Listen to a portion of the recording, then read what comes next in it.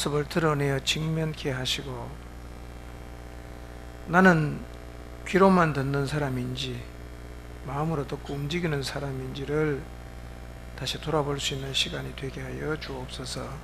예수님 이름으로 기도합니다. 먼저 좀 기도하는 시간을 가지려고 합니다. 제가 기도할 제목을 드릴 테니까 좀 깊이 생각해 보시고 시작을 좀 개인적으로 주님 앞에서 좀 돌아보는 시간을 가짐으로 오늘 공부를 시작하려고 합니다. 갇힌 자리 얘기를 계속하고 있습니다.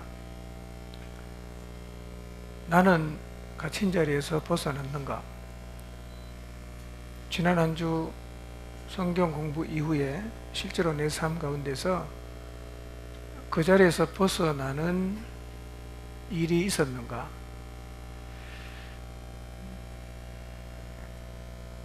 솔직하게 내가 거기서 벗어나려는 작은 노력이라도 해본 적이 있는가? 직면을 해본 적이 있는가? 아니면 다 잊혀진 얘기고 한 번도 내가 갇힌 부분에 대해서 벗어나려는 노력도 해본 적이 없고 내가 갇혔다는 사실도 잊어버리고 살아간 것은 아니었는가?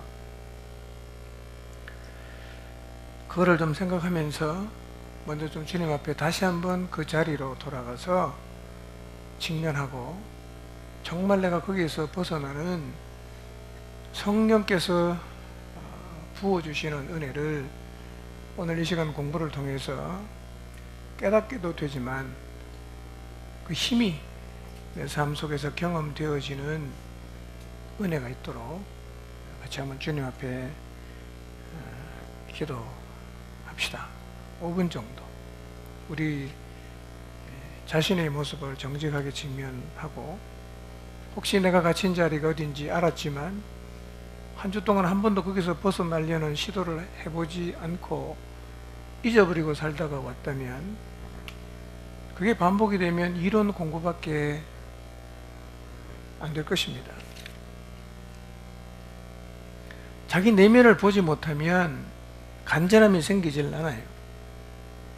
자기 내면을 보질 못하면 속은 다 썩었는데 인테리어 멋있게 해놓고 자기가 훌륭하다고 주장도 하고 착각도 하고, 그러면 교회는 능력을 드러낼 수가 없고 그런 그리스도인이 세상에서 빛과 소금이 되는 것은 불가능해집니다. 진짜 벗어나야 됩니다. 기도하겠습니다. 관계가 틀어진 자리, 고집을 부리는 자리, 누군가를 미워해서 용서하지 않는 자리, 두려움의 자리, 자기를 부인치 않는 자리, 하나님, 우리가 갇힐 수 있는 자리 너무 많이 있습니다. 생각해보면 직면하는 것조차 힘들고 직면을 해도 벗어나는 게 우리 힘으로는 되지 않는다는 경험을 하게 됩니다. 하나님, 이스라엘 백성이 자기의 능력으로 어떻게 홍해를 건너갈 수가 있겠습니까? 주의 은혜가 필요하고 주님의 능력이 필요합니다. 겸허함으로 말씀 앞에 서게 하시고 나를 갇힌 자리에서 끌어내시는, 내 손을 잡아 일으켜 세워주시는, 벗어나게 하시는 살아계시는 하나님을 기억하게 하시고 우리 앞서 그 길로 인도하시는 하나님의 인도하심에 순종할 수 있는 은혜를 주시기를 기도합니다. 하나님 기도합니다. 오늘 이 저녁에 공부하는 시간을 통해서 우리가 하나님 말씀을 순종하는 자리에 서고자 하는 마음을 좀 가질 수 있게 해 주시기를 기도합니다. 오랫동안 신앙생활하면서 벗어나지 못했던 자리에서 벗어나게 하는 하나님의 그 능력, 예수 그리스도의 권세가 오늘 말씀을 통해서 우리 모두의 삶 속에 경험될 수 있도록 역사하여 주옵소서. 예수님 이름으로 기도합니다. 아멘. 그때 저녁에 제가 어디를 갔다가 좀 늦은 시간에 기도실에 갔습니다. 들려오는 찬양이 이거였어요. 여호와께 돌아가자.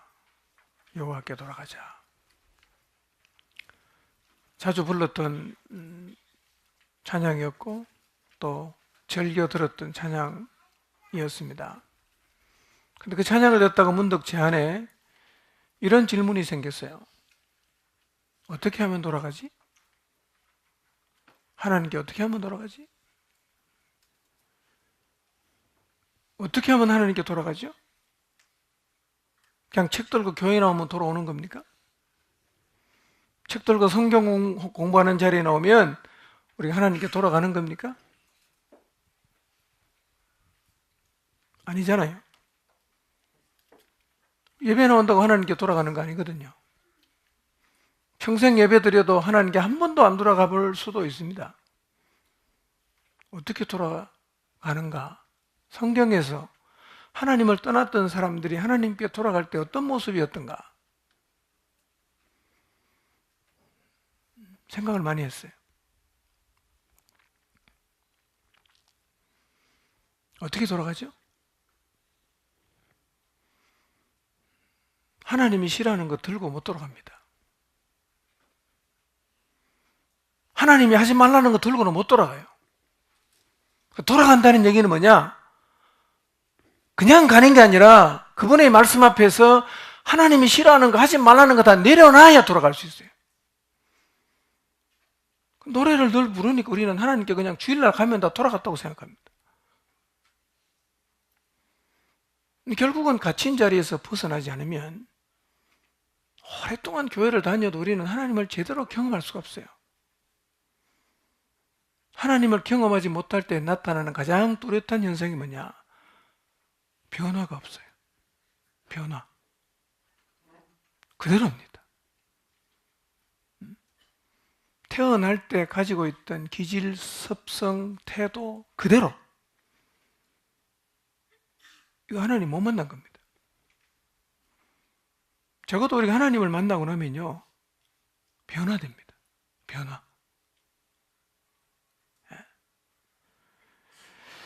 만약에 여러분의 삶 속에서 도대체 변화가 없다고 하면 우리가 가장 알아듣기 쉽게 표현하면 여호와께 돌아가면 돼요.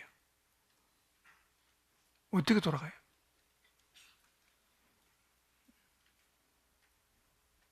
그걸 한번 깊이 기도하시면서 묵상해 보시고 내가 적어도 하나님에게 돌아가려고 하면 뭐를 정리를 해야 되겠는지를 생각해 보시기를 바랍니다. 여러분, 가출했어요. 우리가 부모님 말 정말 안 듣고 가출했어요. 어떻게 돌아갈 수 있죠? 돌아간다고 생각하면 집 떠나가서 재산 탕진한 둘째 아들이 가졌던 자세가 되어야 돌아갈 수 있어요. 그래야 돌아갈 수 있어요. 그런 의미에서 우리는 하나님께로 돌아가야 됩니다. 돌아가야 돼요.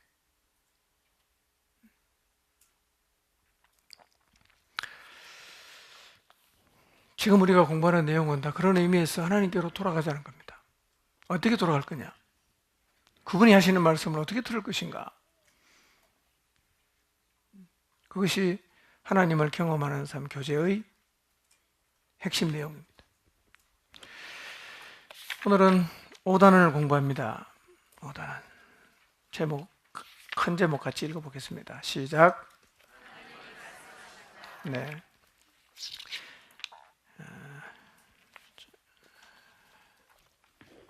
우리가 꼭 기억하고 있어야 되는 게 389페이지인데요. 389페이지 한번 찾아보시기 바랍니다.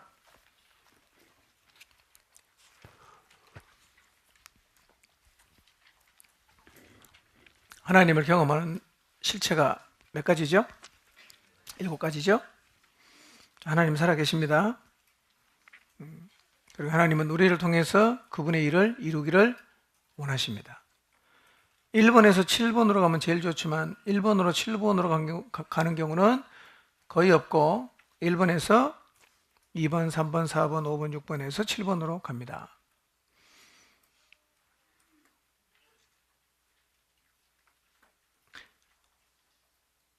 우리를 하나님의 일에 참여시키기 위해서 하나님은 두 번째 뭘 하십니까?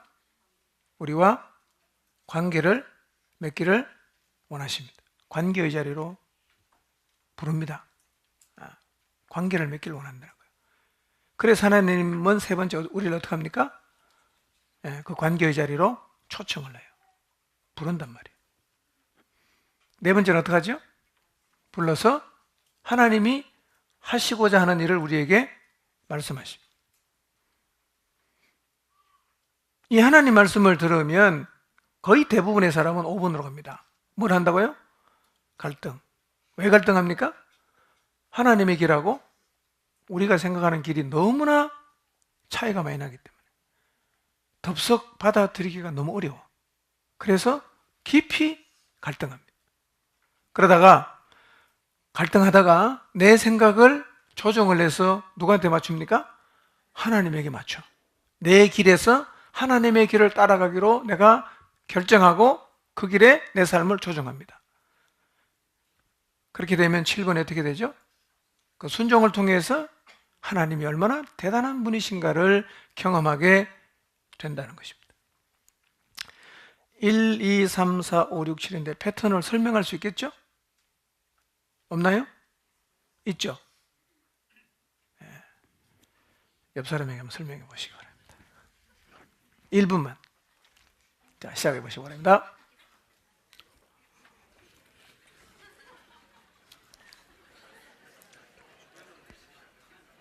완전히 외워야 됩니다. 이건요. 달달달달 외워야 됩니다.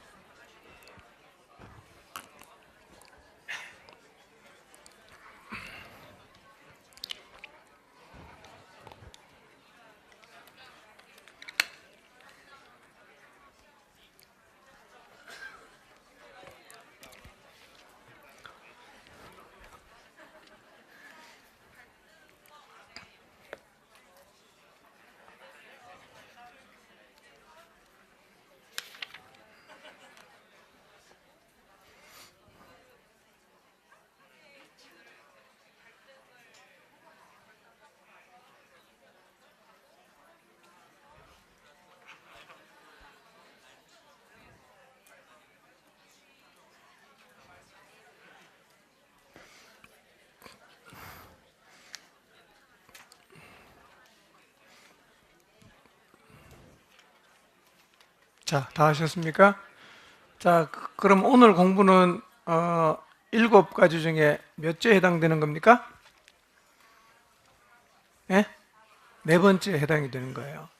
자, 네 번째, 하나님이 하시는 말씀을 들으려고 하면 기본적으로 2번, 3번의 과정이 내 삶에서 벌어지고 있어야 4번으로 가는 거예요. 2번이 뭡니까? 하나님은 우리가 어떻게 하든 상관없이 계속 일하고 있습니다.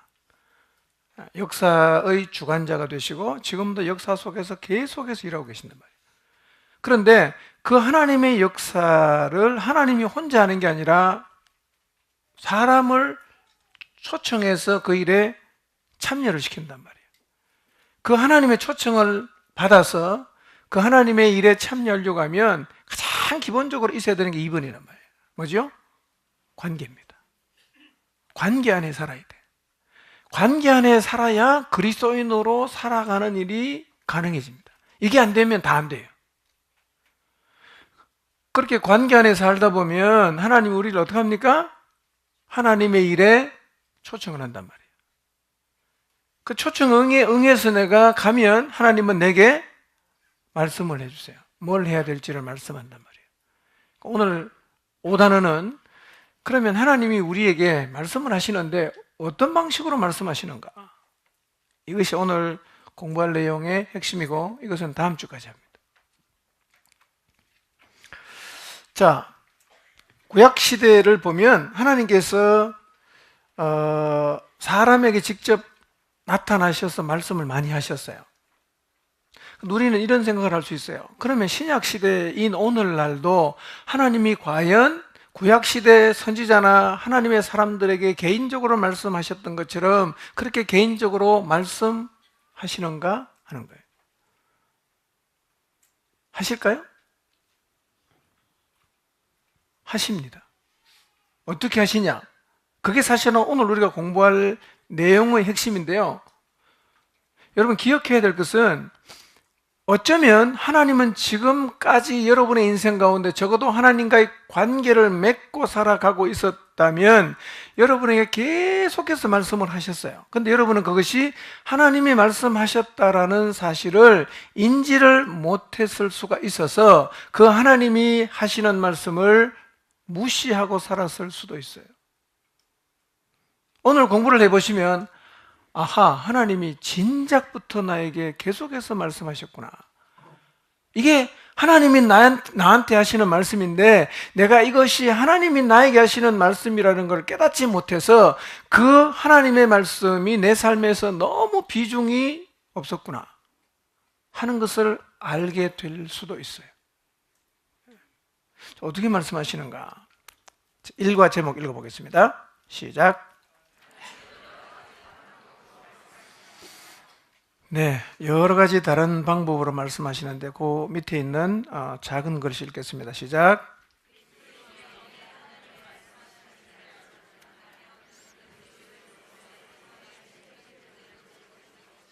예. 그리스도인이 언제 하나님이 말씀하시는지를 알지 못한다면 그는 그리스도인으로서의 생활에 핵심적인 문제를 가지고 있다. 그러니까 하나님과의 관계가 아예 안 돼서 하나님이 내게 어떻게 말씀하시는지를 잘 모른다. 이 사람은 굉장히 심각한 문제를 갖고 있다는 거예요. 이런 사람은 절대로 하나님의 일하심에 참여할 수가 없어요. 왜냐하면 뭐라고 시키는 얘기를 들어야 뭐 순종을 하든 말든 하는데 그 얘기 자체가 안 들리는 사람은 순종이라는 단어는 사실은 별로 의미가 없어요. 그냥 상투적인 얘기입니다. 첫 번째 그 문단을 같이 읽어보겠습니다. 하나님을 이해하고 시작.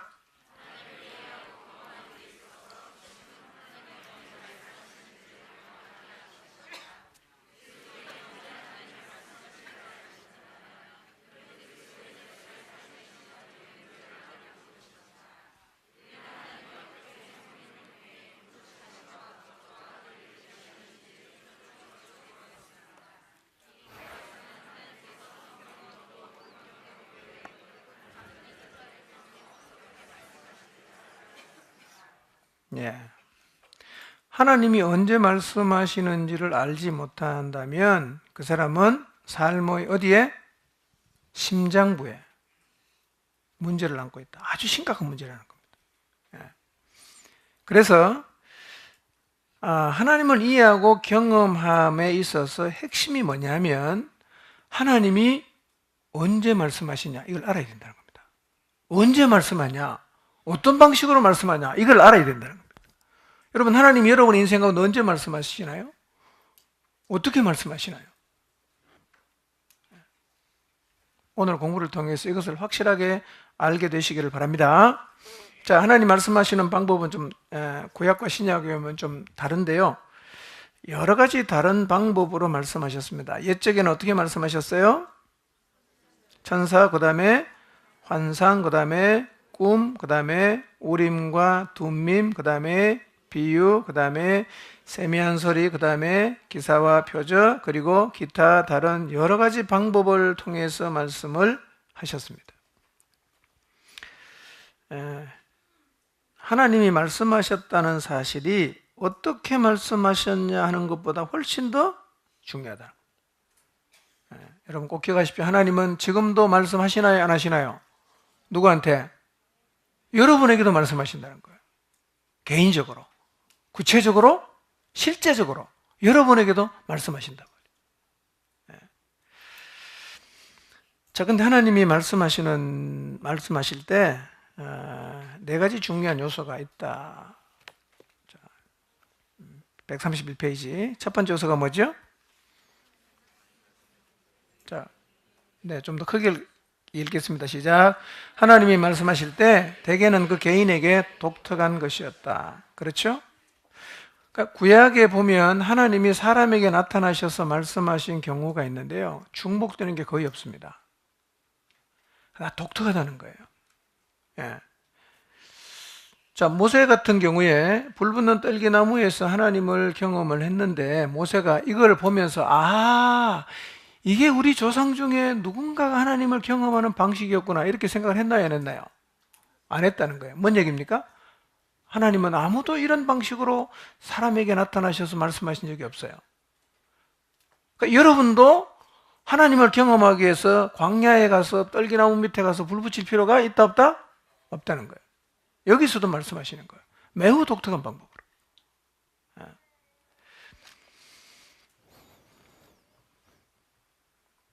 자, 두 번째 읽읍시다. 시작.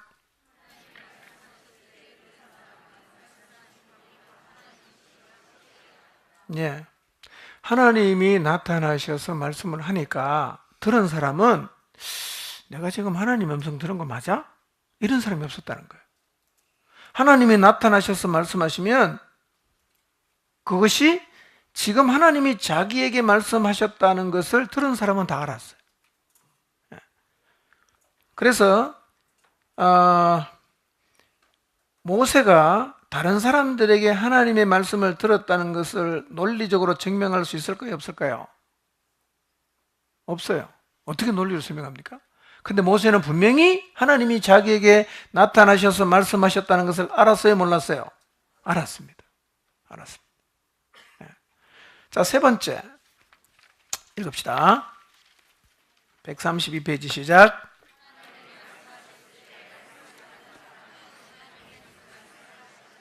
예, 그냥 하나님이 번개처럼 그냥 휙 나타났다가 사라진 게 아니라 하나님이 나타나셔서 말씀하셨을 때 그 하나님의 이야기를 들은 사람들은 하나님이 뭘 하라고 하는지를 다 알았다는 거예요. 자, 모세에게 나타나셔서는 하나님이 뭘 하라고 하십니까? 바로에게 가라 그러죠. 자, 모세가 바로를 압니까 모릅니까? 알아요 몰라요? 너무 잘 알죠. 바로 왕궁의 생리를 너무너무 잘합니다. 왜냐하면 거기 살았어요. 그리고 그가 애굽의 차기 왕이 될 뻔도 했어요. 생리를 너무 잘 알아. 이런 모세에게 하나님이 바로에게 가라는 얘기 해놓고 무슨 얘기로 들립니까? 너 가서 죽어라는 얘기로 들리는 겁니다. 그러니까 모세는 그 하나님 말씀을 받아들이기가 매우 힘들었어요.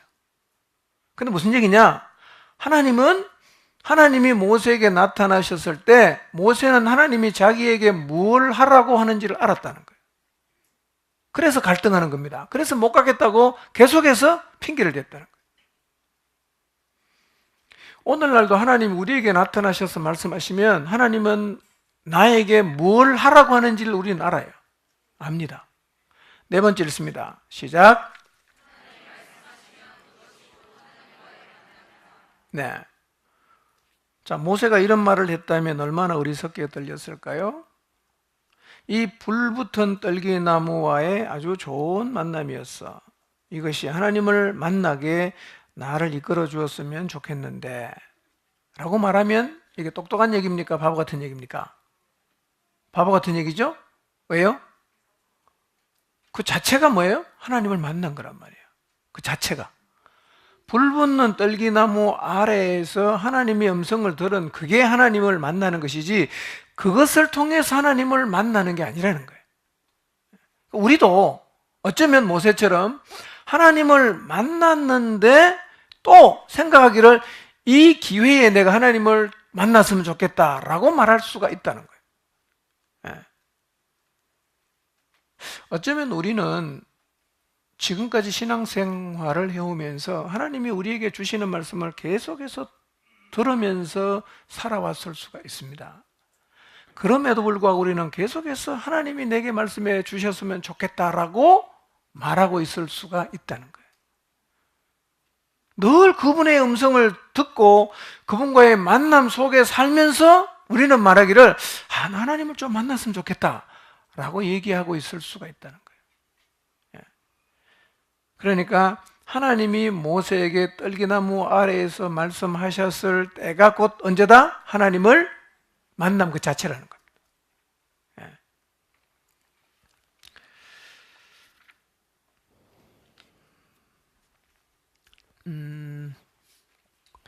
132페이지 맨 밑에요. 아래 힌트를 사용해서 당신이 방금 읽은 네 가지 요소를 써보시오. 자, 하나님이 우리를 만나 주실 때 네 가지 중요한 요소가 있는데 첫 번째는 어떻다고요? 그러니까 꼭 옆 사람이 하나님을 만난 것을 똑같이 경험하려고 애쓸 필요가 있다 없다? 없습니다. 매우 독특해요. 두 번째 뭐죠? 확실하다. 하나님이 말씀하시면 들은 사람은 하나님이 지금 나한테 말씀하셨구나라는 사실을 확실하게 알아요. 세 번째는요, 뭘 말씀하시는지 구체적으로 알아요. 구체적으로. 네 번째요, 하나님이 말씀하셨을 때가 이미 하나님을 만날 때라는 거예요.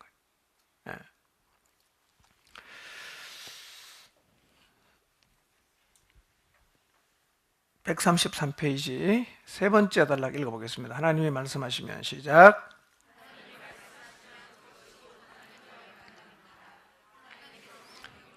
성경, 기도, 환경, 교회를 통해서 말씀하시면 당신은 그것이 하나님이심을 알게 될 것이고 하나님이 무슨 말씀을 하시는지도 알게 될 것입니다. 하나님이 당신에게 그것을 말씀하시면 그것이 곧 하나님과의 만남입니다. 자꾸 밑줄 치시고, 자, 그러면 이게 하나님과의 만남이라면 여러분 지금까지 신앙생활에 오면서 하나님을 만난 적이 있었던 것 같습니까? 없었던 것 같은가요? 많이 만났죠? 많이 만났어요. 하나님은 계속 우리에게 말씀해 주셨잖아. 자, 근데 하나님을 좀 그릇되게 만나려는 사람이 있습니다. 그릇된 방식 한번 읽어보겠습니다. 시작. 저는 많은 사람들이 이렇게 말하는 것을 듣습니다. 주여, 저는 당신의 뜻을 알기를 진정으로 원합니다. 제가 틀렸으면 저를 막아주시고 맞았으면 축복해 주십시오. 주여, 저는 이 방향으로 나가겠습니다. 이것이 주님의 뜻이 아니면 문을 닫아 주십시오. 한 가지 문제점은 성경 어디에서도 이런 방식을 찾아볼 수가 없다는 것입니다. 바른 자세입니까? 바르지 않는 자세입니까? 이 사람은요, 이렇게 말하는 사람의 대부분은 관계가 안 되는 사람이에요. 무대뽀입니다. 자기가 하고 싶으니까. 그러니까 어쩌면 이 사람은 근본적으로 하나님의 뜻을 알고 싶은 마음이 없어요. 자기 하고 싶은 대로 하는 거예요. 그리고 하나님이 답답하면 막으시든지 말든지 이런단 말이에요. 그러니까 이런 방식은 성경을 아무리 읽어봐도 없는 방식이에요. 이런 걸 또 나와서 간증하잖아. 이런 간증하면 안 됩니다. 하나님은 구체적으로 우리에게 말씀하시죠. 무대뽀로 내가 원하니까 나 갔다. 하나님 아니면 막아주세요라고 기도했다. 라는 방식은 성경에 있다 없다? 없어요. 그렇게 하시면 안 된다는 거예요.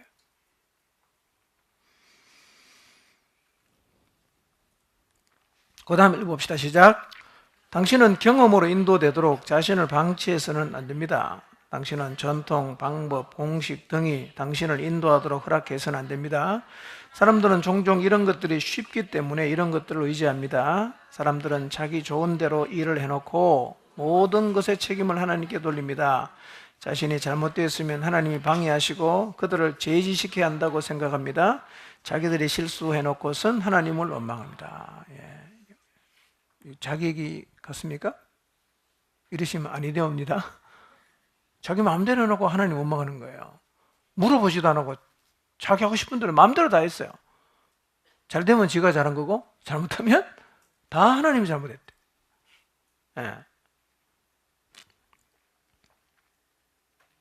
그 다음 두 줄 읽어보겠습니다. 시작.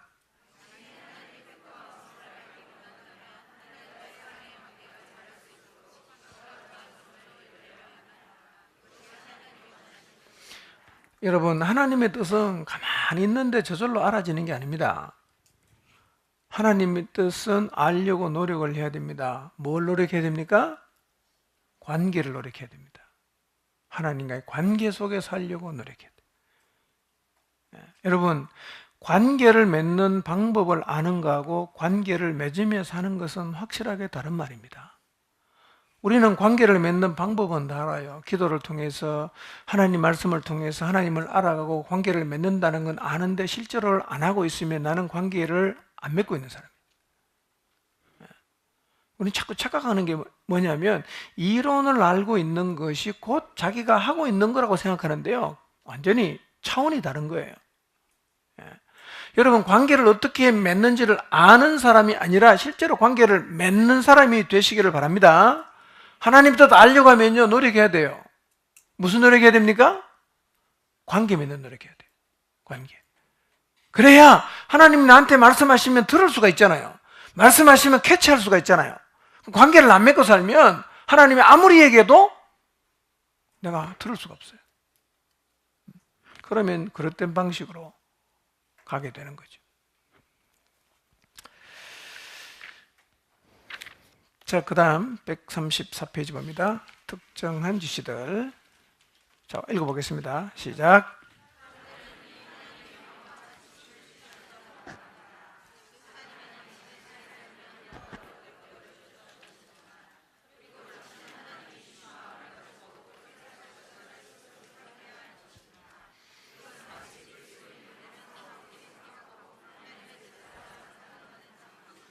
됐어요. 사람들은 생각하기를 하나님이 명확한 지침은 원래부터 안 준다, 그 생각한다는 거예요. 어떻게 사냐? 구원받은 그리스도인은 그 다음부터는 자기가 알아가 사는 거지 하나님이 그 시시콜콜하게 감나라 대추나라 그렇게 안 한다는 거예요. 그래갖고 이제 인생은 모든 것을 자기 자신의 책임하에 자기가 알아서 살아야 된다. 그렇게 되면 마치 자기가 마음먹은 바가 하나님의 뜻으로 오해할 수가 있어요. 그런데 실제로 하나님과의 관계를 맺지 않고 사는 사람의 선택은요, 하나님의 뜻과는 전혀 무관할 가능성이 매우 높아요.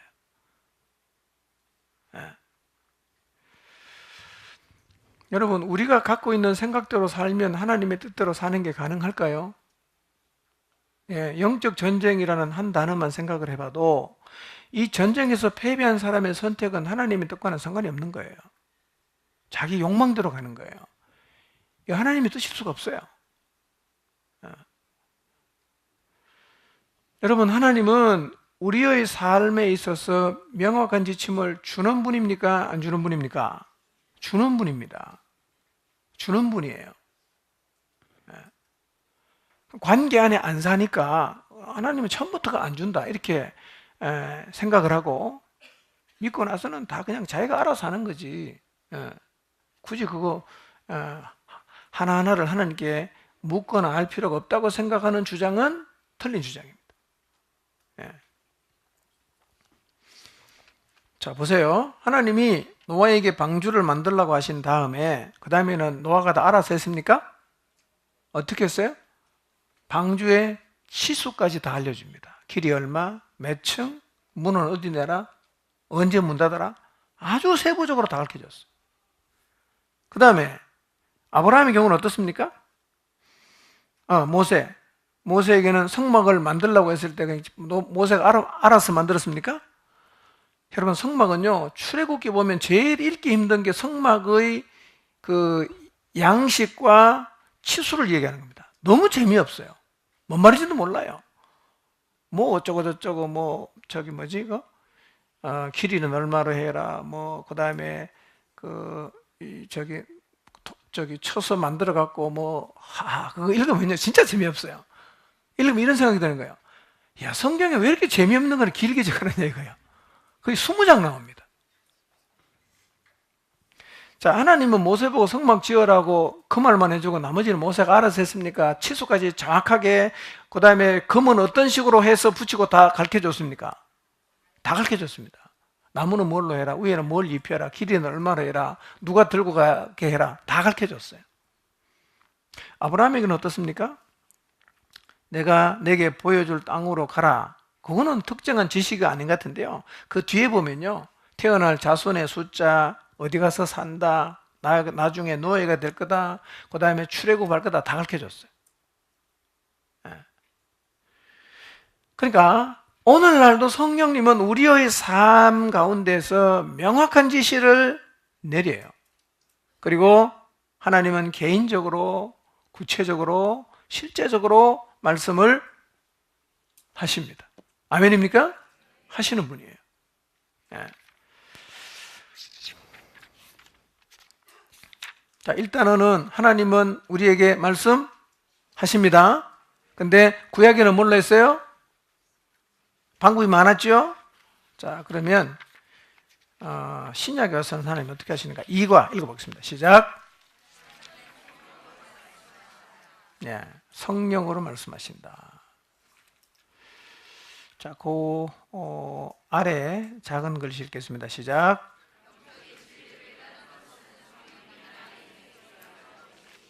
예. 여러분, 우리가 영적인 진리를 깨닫고 성경을 깨닫고 하나님 말씀을 읽으면 깨닫고 들으면 깨달아지는 이유는요, 내 안에 누가 계시기 때문입니까? 예, 성경의 저자가 되시는 성령님이 계시기 때문에 깨달아지는 거예요. 예수님 믿기 전과 후의 변화가 많이 일어나고 차이가 많은데 가장 큰 차이는 예수님을 믿고 나면 성경이 이해가 되기를 시작합니다. 왜 그럴까요? 저자가 내 안에 계시기 때문에. 읽으면 저자가 나한테 가르쳐줘요. 이게 무슨 얘기인지, 이 말의 뜻이 뭔지 가르쳐준다는 거예요. 예.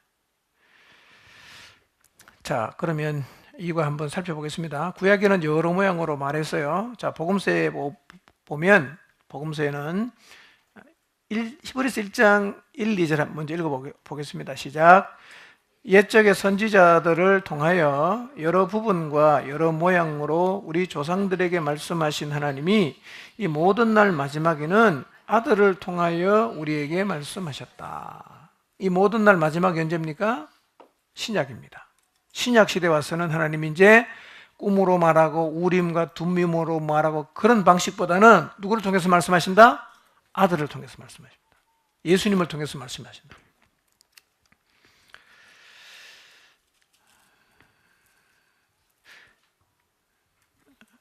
그래서 요한복음 1장 1절 14절을 보면 태초에 말씀이 계시니라 이 말씀이 하나님과 함께 계셨으니 이 말씀은 곧 하나님이시니라 말씀이 육신이 되어 우리 가운데 거하시매. 하나님은 예수 그리스도로 뭐가 됐어요? 육신이 되셨어요. 하나님이 사람이 됐어요. 사람. 근데 제자들이 만약에 이렇게 얘기했다면 아주 좀 어리석었을 텐데요. 예수님, 당신을 알게 되어서 아주 기쁩니다. 그러나 우리는 하나님 아버지를 알고 싶군요. 라고 말하면 이게 똑똑한 겁니까? 바보 같은 겁니까? 예? 왜 바보 같습니까? 예수님이 누구라고요? 하나님이에요. 실제로 빌립이 그랬거든요. 주여 아버지를 우리에게 보여주옵소서 그리하면 족하겠나이다. 예수님 뭐라고 대답합니까? 빌립아, 내가 이렇게 오래 너희와 함께 있어도 내가 나를 알지 못하느냐? 나를 본 자는 아버지를 보았는데 어찌하여 나보고 또 아버지를 보이라고 하느냐? 이렇게 말씀하셨어요.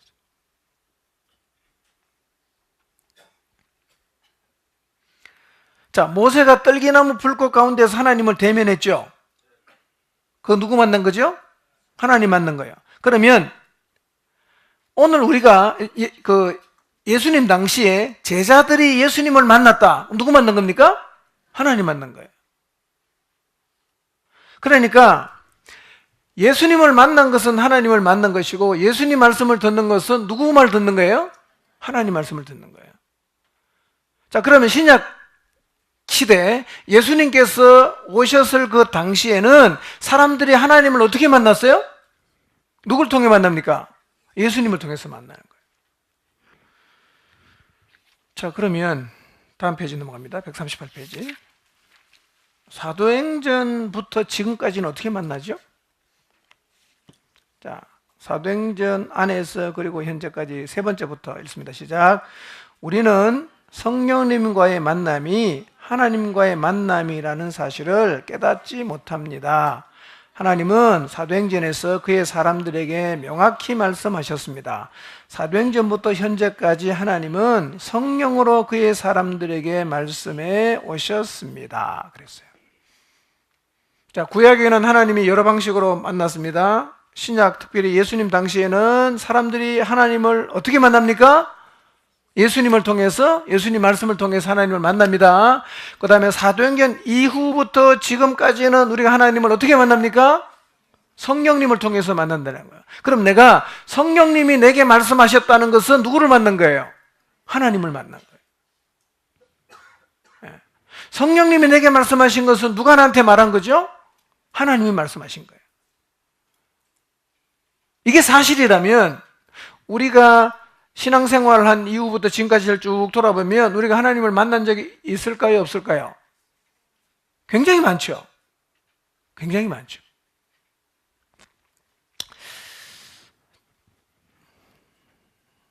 자, 그 밑에 우리는 하나님이 그의 사람들에게 말씀하심을 이미 배웠습니다. 다음은 우리가 살펴보았던 내용 중 중요한 것들을 간추린 것입니다. 작은 글씨 한번 읽어봅니다. 시작. 구약에서 하나님은 여러 가지 다른 방법으로 말씀하셨다. 복음서에서 하나님은 아들을 통하여 말씀하셨다. 사도행전부터 현재까지 하나님은 성령님을 통해서 말씀하신다. 하나님은 하나님 자신과 자신의 목적과 길을 보여주기 위하여 성령님에 의해 성경, 기도, 환경과 교회를 통해서 말씀하신다. 하나님의 음성을 아는 것은 그분과의 친밀한 관계를 가짐으로 가능하다.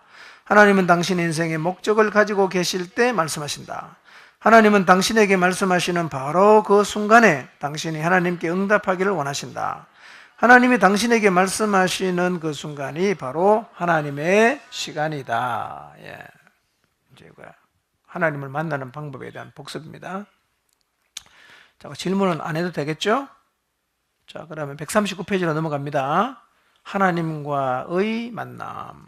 하나님과의 만남. 자, 세 줄을 같이 읽어보겠습니다. 시작. 구약에서 모세나 다른 사람들에게 말씀하셨을 때 그것은 하나님과 만나는 것이었습니다.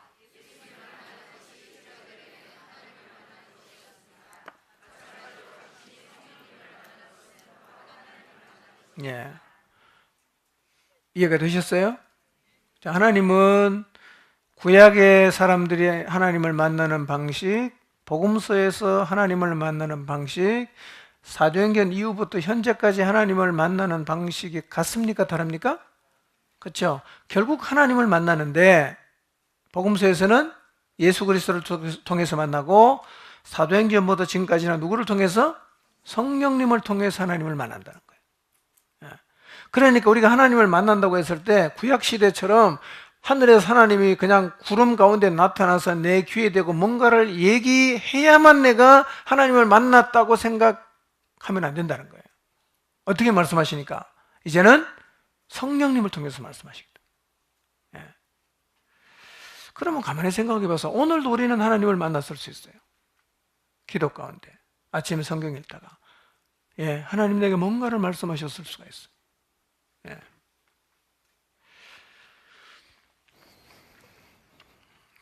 다음 페이지 넘어갑니다. 140페이지 밑에 맨 첫 번째 문단 첫 번째 줄 당신이부터 읽겠습니다. 시작. 당신이 하나님의 말씀 앞에 오면 그것을 쓰신 저자 자신이 오셔서 당신을 가르치십니다. 진리는 발견하는 것이 아닙니다. 진리는 계시되는 것입니다. 성령님이 당신에게 진리를 계시하실 때 그가 당신을 하나님과의 만남으로 인도하는 것이 아니라 바로 하나님을 만난 것이다. 이게 중요한 말입니다. 성령님을 만나서 하나님을 만나는 자리로 나가는 게 아니고 성령님을 만난 게 바로 하나님을 만난 거라는 거예요.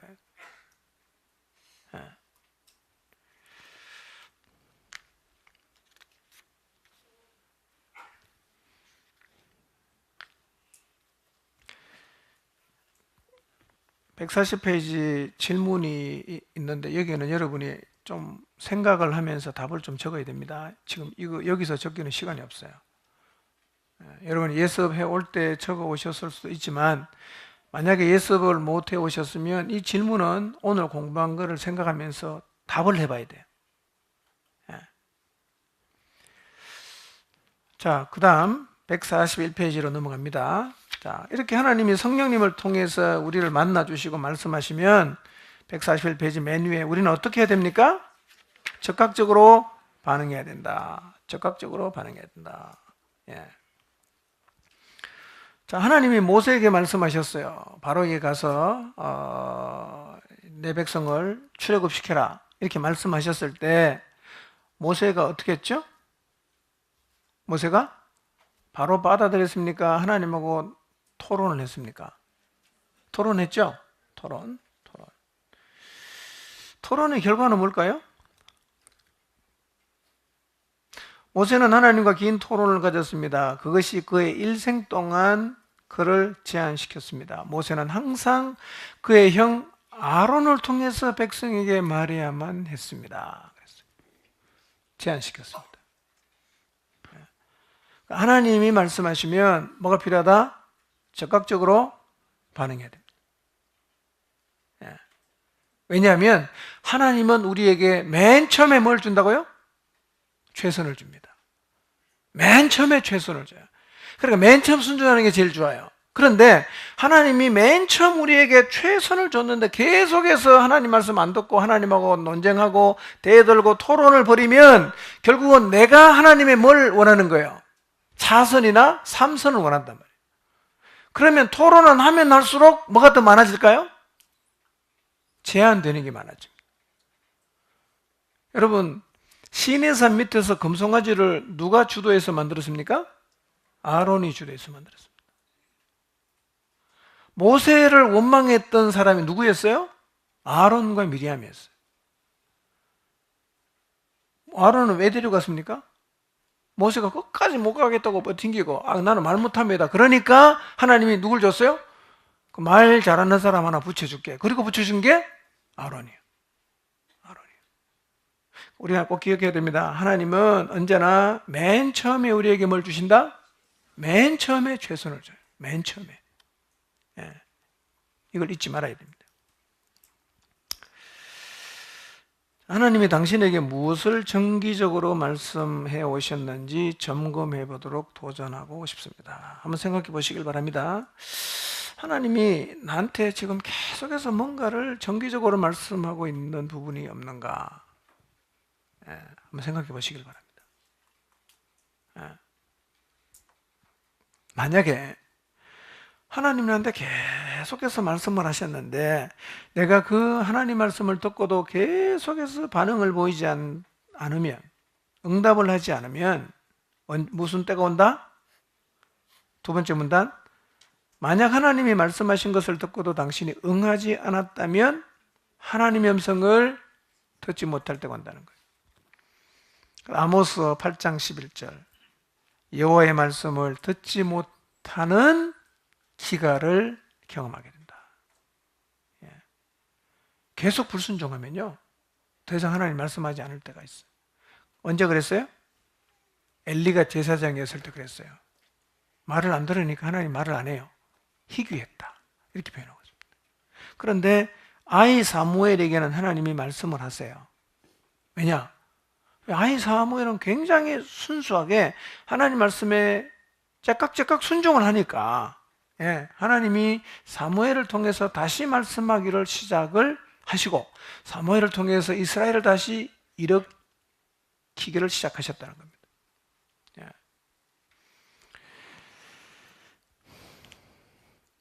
그 다음 말씀 보면요 누가복음 8장 5절 15절 말씀인데요 세 번째 절부터 읽읍시다. 시작. 그러므로 너희는 어떻게 들을까 스스로 삼가라.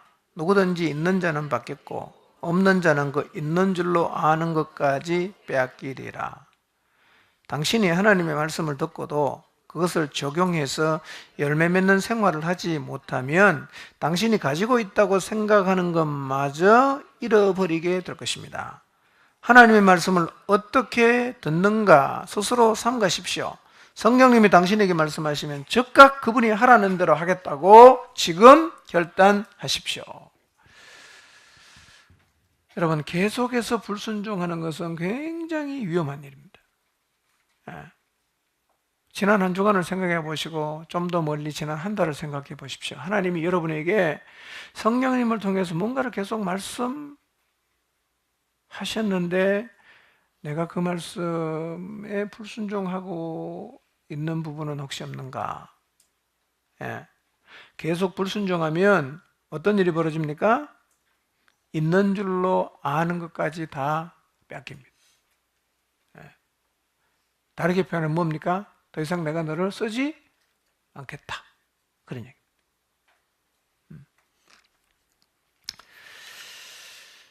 자, 3과로 넘어갑니다. 3과하고 좀 쉬었다 하겠습니다. 제목 읽어봅니다. 시작. 네, 하나님은 계시하신다. 계시라는 말의 뜻이 뭐라 그랬죠? 나타내 보인다, 그런 뜻입니다. 나타내 보인다. 하나님이 계시한다는 말은 하나님이 자기를 우리에게 계속 나타내서 보여주는 거예요. 그게 계시입니다.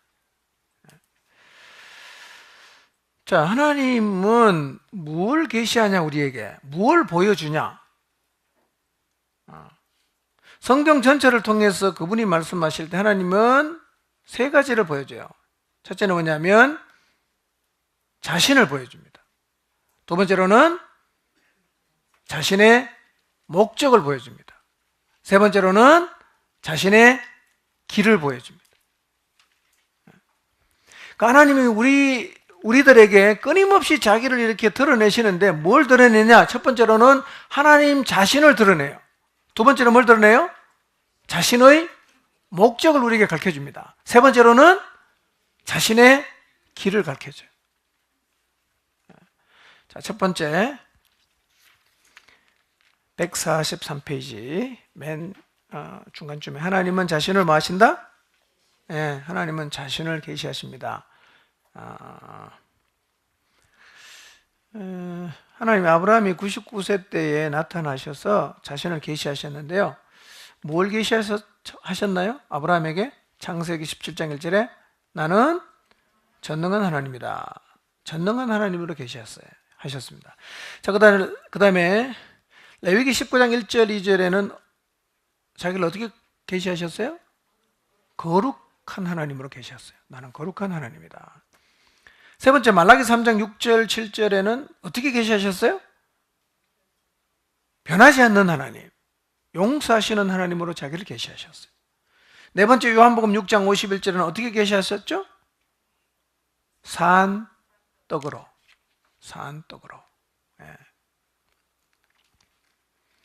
하나님은 어떤 사람을 자신의 역사에 참여시키고자 할 때 말씀하십니다. 만약에 우리 교회에 있는 A라는 장로님에게 하나님이 뭔가를 하셔야겠다고 결정하시면 그때 말씀하시는 거예요. 누군가를 그분의 역사에 참여시키고자 할 때 하나님은 뭐 하신다? 말씀하십니다.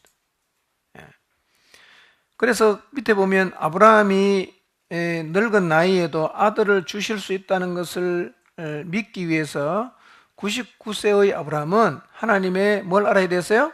하나님이 전능하시다는 것을 알아야 했다. 그 다음에 모세를 통해서는 하나님이 뭘 말씀하셨어요? 거룩함을 말씀하셨다. 그 다음에 말라기에서는 하나님께 돌아오면 용서받을 수 있다는 것을 백성들이 믿어야 했으므로 하나님은 말라기 선지자를 통해서 그분의 뭘 보여주셨어요? 용서하는 본질을 보여주셨다. 유대인들이 영생을 얻게 하기 위해서 예수님은 자신을 뭘로 나타내셨어요? 영생의 근원으로 나타내셨다. 자, 그러면 하나님은 왜 자기를 계시하실까요? 우리가 하나님을 스스로 알 수 있나요? 없나요? 우리는 하나님을 스스로 모르거든요. 그러니까 하나님은 끊임없이 내가 어떤 존재라는 걸 가르쳐 주는 거예요. 만약에 아브라함에게 전능한 하나님인 걸 안 가르쳐 주면 아브라함은 하나님이 그런 분인 줄 몰라요. 계속 드러내는 거죠. 그래서 그 중간에 질문을 보세요. 144페이지. 왜 하나님은 자신을 계시하십니까? 그 밑에 읽어보세요. 시작. 하나님은 우리의 믿음을 성장시켜서 행동으로 옮기는 것을 인도하시기 위해서 자신을 계시하십니다. 당신은 하나님이 자신을 당신에게 계시하실 때 주의를 집중해서 들을 필요가 있습니다. 이것이야말로 당신이 믿음의 갈등에 부딪힐 때 가장 중요한 것이다. 하나님은 우리의 믿음을 성장시켜서 행동으로 옮기는 것을 인도하시기 위해서 자기를 어떻게 한다? 계시하는 거예요. 전능하신 하나님이구나. 그렇다면 내가 믿음으로 가면 되겠다. 거룩하신 하나님이구나. 나 그러면 하나님 앞에 나갈 때는 거룩해야지. 예, 계시하신다는 거예요. 자, 그 밑에 작은 글씨 읽어봅니다. 시작. 당신은 하나님이 말씀하시는 그대로의 하나님이심을 믿어야 한다. 예, 중요한 얘기입니다. 하나님이 말씀하시는 그대로의 하나님을 믿어야 된다. 그 다음에 두 번째 시작. 당신은 하나님이 하신다고 한 대로 하실 수 있는 분이심을 믿어야 된다. 이걸 믿으라고 계시해 주는 거예요. 자기를요. 세 번째, 당신은 당신의 생각을 이런 믿음에 기초해서 조정해야 된다. 예, 하나님이 자기를 드러내신 계시를 믿는 믿음을 기초해서 믿음을 조정해야 된다. 네 번째 시작. 하나님을 의지하면 하나님이 말씀하시는 그대로의 하나님임을 보여주실 것입니다. 그러면 당신은 순종해야 됩니다. 그 다음에 당신이 순종할 때 하나님은 당신을 통해 자신의 일을 하시고 자신이 말씀하시는 그대로의 하나님임을 보여줄 것입니다. 그때 당신은 경험으로 하나님을 알게 될 것입니다. 당신은 하나님이 말씀하시는 그대로의 하나님이심을 알게 될 것입니다. 예. 자, 이렇게 하나님은 자기 자신의 제일 먼저 뭘 계시하십니까? 이름을 계시합니다. 왜 이름을 계시하시죠? 자기가 누군지를 왜 우리에게 알려주십니까? 우리의 믿음을 성장시켜서 보여주신 하나님을 믿음으로 행동할 수 있게 하려고 자기를 보여주는 거예요. 자, 첫 번째는 하나님은 계시하시는데 첫 번째는 뭘 계시하신다? 자신을 계시하시는 거예요. 그럼 두 번째는 뭘 계시하십니까? 145페이지. 자신의 목적. 자, 하나님은 자기가 갖고 있는 목적을 우리에게 계속해서 보여줍니다. 자, 밑에 한 문단 같이 읽겠습니다. 시작. 자신의 목적을 계시하십니다. 하나님을 위해서 무언가를 하려는 당신의 계획은 중요하지 않습니다. 당신이 처한 곳에서 하나님이 무엇을 하시려고 계획하시는지가 매우 중요합니다. 하나님은 마음의 목적을 가지고 계십니다. 이 점은 당신에게 복습이 되어야 합니다. 이 단원에서 잠깐 달았는데요. 이거를 좀 마음에 여러분 새기셔야 됩니다. 하나님은 자기가 뭔가를 하려고 하면 항상 어떻게 합니까? 가르쳐줘요. 그럼 뭐가 필요가 없습니까? 내가 하나님을 위해서 뭔가를 하겠다는 계획은 사실은 필요가 없다는 거예요. 우리는 자꾸 거꾸로 많이 해요. 내가 주님을 위해서 이것도 하고 저것도 하고 다 계획을 세우는데요. 그건 사실은 다 소용이 없는 거예요. 왜냐하면 성경을 보면 하나님은 자기 자신이 계획한 일을 했을 때 누가 다 계획을 내느냐면 하나님이 다 계획하고 사람을 불러갖고 그 계획을 가르쳐 줬습니다. 이대로 하라고. 자, 보세요. 하나님은 노아에게 나타나셔서 네가 나를 위해서 무엇을 할 것이냐라고 물었어요? 안 물었어요? 안 물었다는 거예요. 그러면 노아가 무엇을 해야 될지 누가 가르쳐 줬어요? 하나님이 다 가르쳐 줬다는 거예요. 자, 그런 의미에서 좀 더 구체적으로 얘기를 해보면 여러분이 가정에서 우리 가정에서 하나님이 일하시는데 내가 우리 가정을 위해서 무엇을 할 것인가 라는 계획을 내가 세워야 됩니까? 하나님이 가르쳐 줘야 됩니까? 어떻게 가르쳐 주겠어요? 하나님과의 교제 속에서 여러분 기도를 해보면요, 하나님께서 여러분의 남편을 향해서 어떻게 해야 될지, 여러분의 자식을 향해서 어떻게 해야 될지 그분이 다 가르쳐 줍니다. 가르쳐 줘요. 근데 우리는 하나님과의 관계는 아예 그냥 안 하고, 자기가 생각해서 남편은 이렇게 요리하고 아이는 이렇게 요리하고 자기 방식으로 가는데, 어떨 때는 제가 들어봐도 성경 방식과는 전혀 다르게 나가는 사람이 있어요. 사달라게 되어 있습니다. 당분간은 좋아 보일지 모르지만 하나님의 방식대로 안 가면 끝은 반드시 나쁘게 되어 있습니다. 자, 내가 목자인데 우리 목장을 어떻게 끌고 가야 될 거냐? 누가 계획합니까? 하나님이 계획합니다. 그럼 성령님은 매우 구체적으로 가르쳐 줍니다. 성령께서 내게 보여주시는 것을 표대라고 말할 수 있어요? 목표라고도 말할 수 있어요? 요즘 많이 사용하는 단어로는 비전이라고도 말할 수 있어요. 비전은요, 하나님에게서 나오는 거예요. 그거는 비전이 맞아요. 자기에게서 나오는 것은 비전이 아닙니다.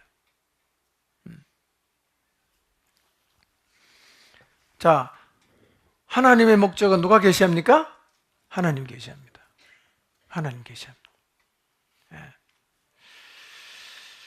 자, 아브라함에게 오셨을 때도 하나님이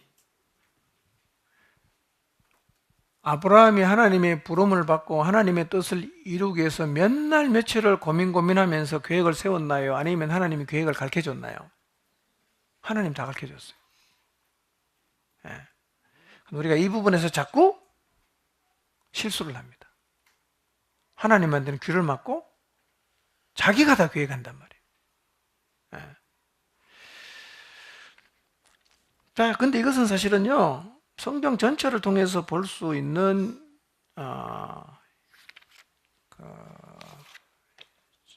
법칙 같은 겁니다. 법칙. 자, 146페이지. 자, 하나님은 그의 목적과 계획들을 계시하기 위해서 우리에게 말씀해 주시고, 그리고 나서 우리를 참여시켜서 우리의 순종을 통해서 그분의 목적을 이루어 나가는데, 그 다음 읽겠습니다. 시작. 이와는 대조적으로 우리는 하나님을 위해서 무엇 놓고 꿈을 꿉니다. 우선순위를 우리 마음대로 정하고 그것에 따른 장기 계획을 세웁니다. 중요한 것은 우리가 처한 곳에서 하나님이 무엇을 계획하고 계시느냐 하는 것과 하나님이 어떻게 우리를 통해서 그것을 이루실까 하는 것입니다. 시편 기자가 우리의 계획과 목적에 대해 뭐라고 말했는지 살펴봅시다. 시작.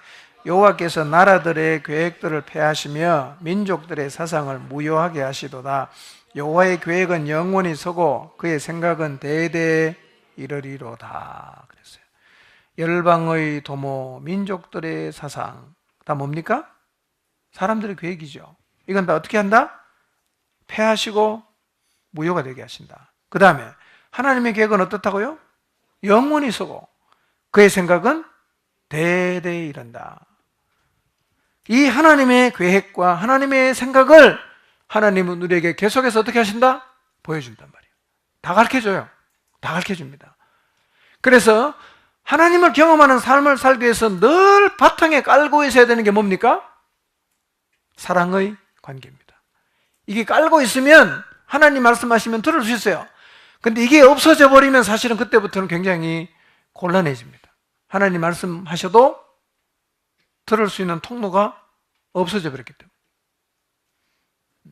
그래서 제가 늘 말씀드리잖아. 기도 안 하고 성경 안 읽는 사람은 희망이 없는 사람이에요. 지금도 희망이 없고 앞으로도 희망 없습니다. 하나님은 그 사람과 일할 수가 없습니다.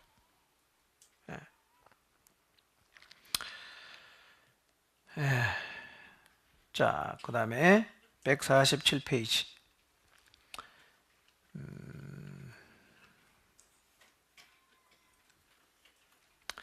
하나님의 목적 대 우리의 계획. 읽겠습니다. 시작.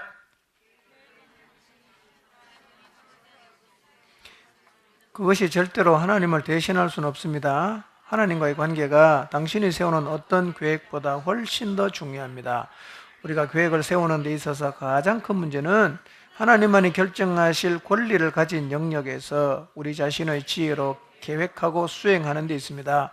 하나님이 말씀해 주시지 않는 한 우리는 하나님의 뜻에 있어서 언제, 어디서, 어떻게를 알 수 없습니다. 예.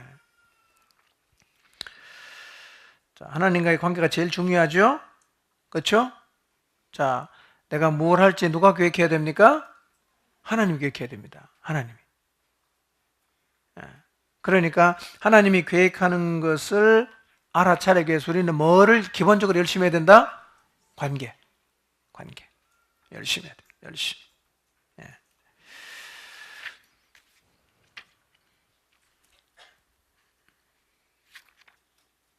자, 그 다음에 147페이지 네 번째 문단, 계획하는 것이 무조건 다 나쁘다는 것은 아닙니다. 읽겠습니다. 시작. 하나님이 당신에게 원하시는 것 이상의 계획까지 세우지 않도록 조심하라는 말입니다. 언제라도 원하시면 하나님이 당신의 계획에 간섭하시고 진로를 조정하시도록 허락하십시오. 하나님께서 원하시는 시간에 당신에게 말씀하시는 것을 항상 들을 수 있도록 하나님과 가까운 관계를 유지하십시오.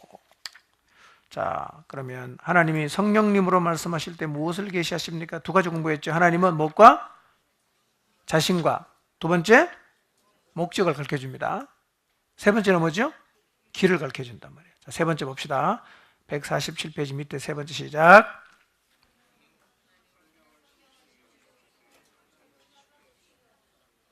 아니. 그 제목을 읽으라고. 하나님은 자신을 계시할 때. 시작. 뭘 제시한다고요? 길을 누가 제시합니까? 하나님이 제시하십니다. 여러분의 인생길 누가 계시할까요? 하나님이. 결혼은요? 하나님이 합니다. 하나님. 그럼 결혼을 기도 안 하고 결정하면 어떻게 됩니까?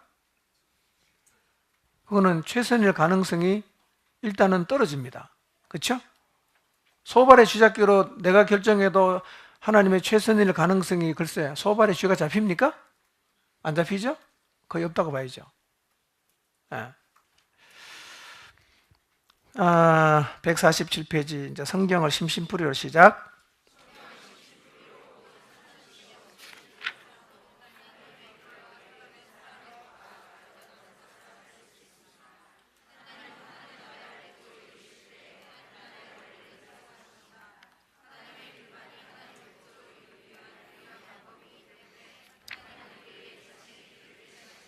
네.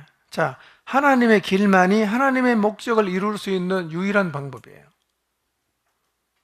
그러니까 하나님은 우리에게 자기 자신의 뭘 가르쳐 줍니까? 길을 가르쳐 주는 거예요. 자, 여러분의 목장이 걸어가야 할 길, 여러분의 가정이 걸어가야 할 길, 여러분이 개인적으로 걸어가야 될 길, 우리 교회가 걸어가야 할 길을 누가 다 가르쳐 줍니까? 성령님이 가르쳐 줍니다. 자, 성령님이 내가 걸어가야 할 길을 가르쳐 줬다는 것은 곧 그게 누구를 만난 겁니까? 하나님을 만난 거예요. 누가 말씀하신 거예요? 하나님이 말씀하신 거예요. 네. 그분의 목표는 읽습니다. 시작.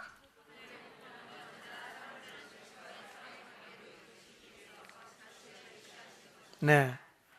그분의 목표가 뭡니까?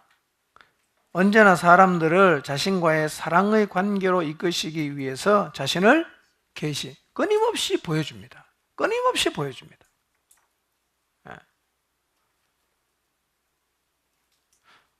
제가 서두에 잠깐 말씀드렸지만 어젯밤에 제가 기도실에 가서 딱 앉았는데 처음 들은 찬송이 여호와께 돌아가자였어요.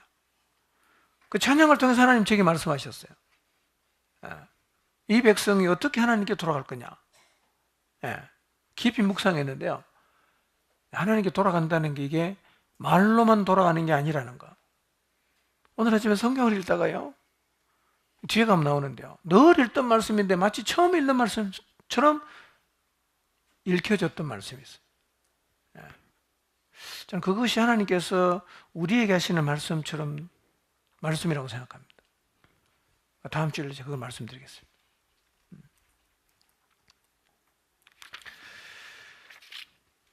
148페이지 시작. 하나님의 생각이 너희의 생각과 다르며 내 길은 너희의 길과 다름이니라 고 말씀하셨습니다. 하나님은 인간의 방법으로 일하시지 않습니다. 우리는 하나님의 일을 우리의 방법으로 이룰 수 없습니다. 이것이 사람들의 기본적인 죄의 문제 중 하나입니다. 우리는 다 양 같아서 그릇 행하여 각기 제 길로 갔거늘 여호와께서는 우리 모두의 죄악을 죄가 뭡니까? 그릇 행하는 게 죄잖아. 자기 마음대로 가는 게 죄잖아요. 길은 누가 가르쳐줍니까? 하나님이 가르쳐줘요. 그런데 우리는 하나님의 길을 받아들이지 않으면 우리 길을 갈 거잖아. 우리 길을 가는 게 뭡니까? 그릇 가는 거예요. 이걸 성경은 뭐라고 말합니까? 그게 죄라는 거예요. 열심히 가도 죄입니다, 그건요. 예, 열정이 있어도 죄입니다. 그래서 열정이 참 중요하지만 그 이전에 꼭 확인돼야 되는 게 있습니다. 방향입니다.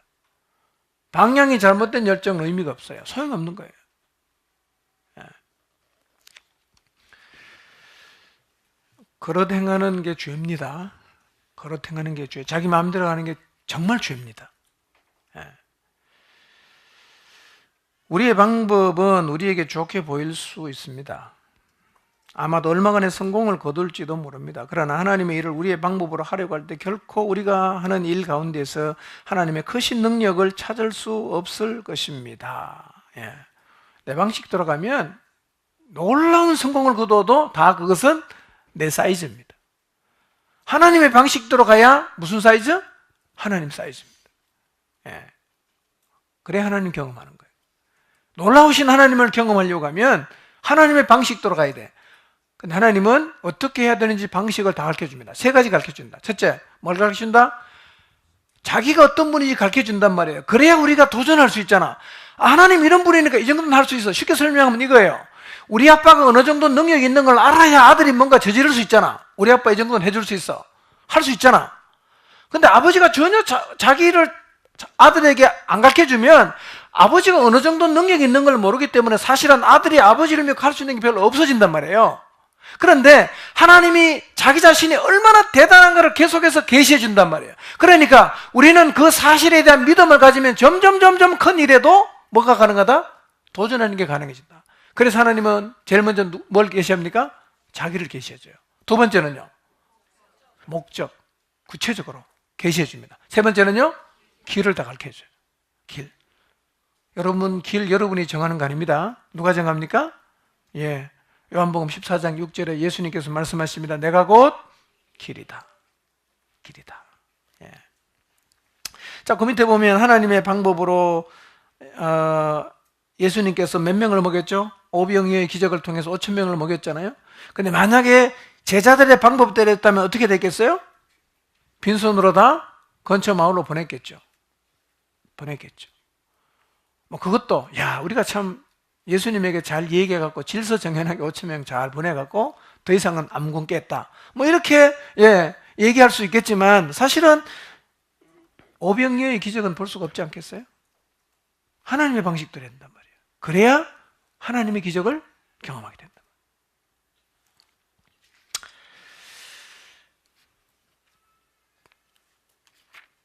자, 잠깐 쉬겠습니다. 제목 같이 한번 읽어보겠습니다. 사과 시작. 네, 좀 더 구체적으로 하나님이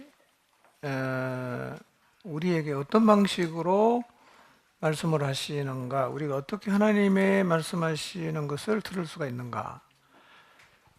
이것은 공부를 해보면 이미 내가 벌써부터 하나님 말씀을 들으면서 살고 있구나. 그거를 여러분이 확인하게 될 건데요.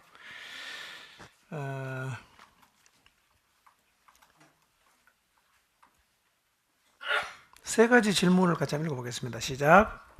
하나님은 어떻게 나에게 말씀하실까? 두 번째, 하나님이 언제 말씀하시는지 어떻게 알 수 있을까? 셋째, 어떻게 하면 내 인생에서 하나님이 좀 더 실제적이고 개인적이 되실 수 있을까?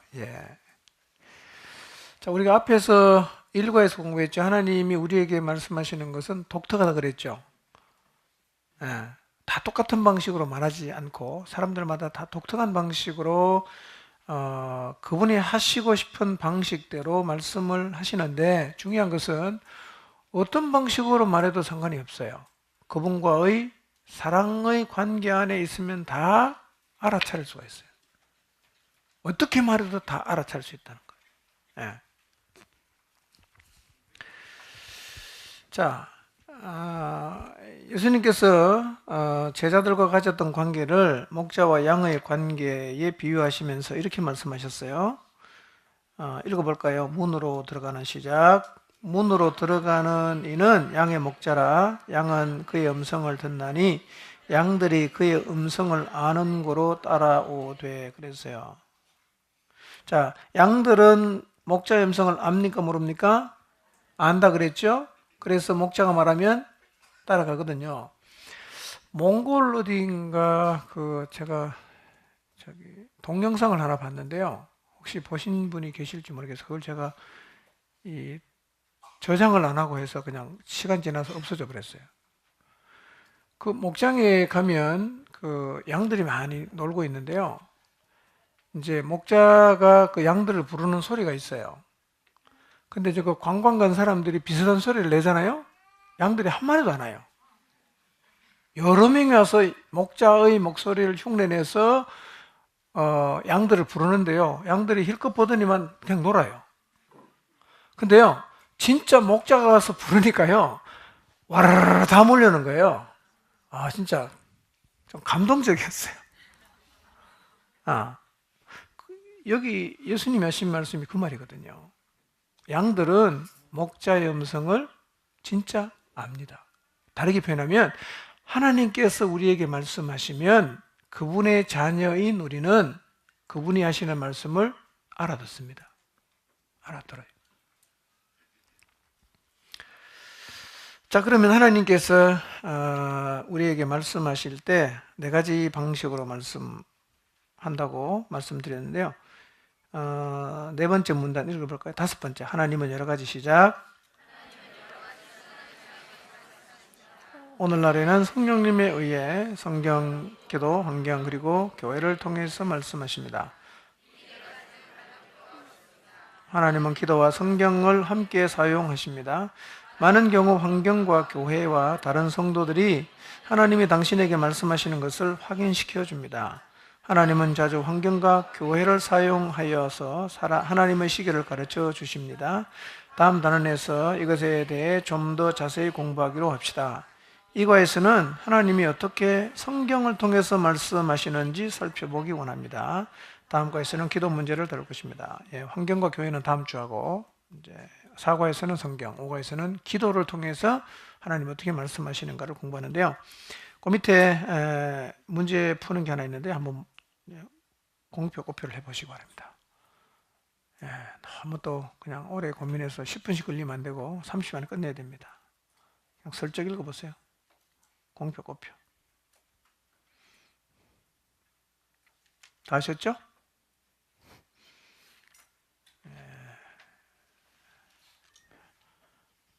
책 더럽히지 않으려고 안 적고 나중에 정답 알면 적으려고 그러시면 안 됩니다. 자, 그러면 다음 페이지 봅니다. 시작.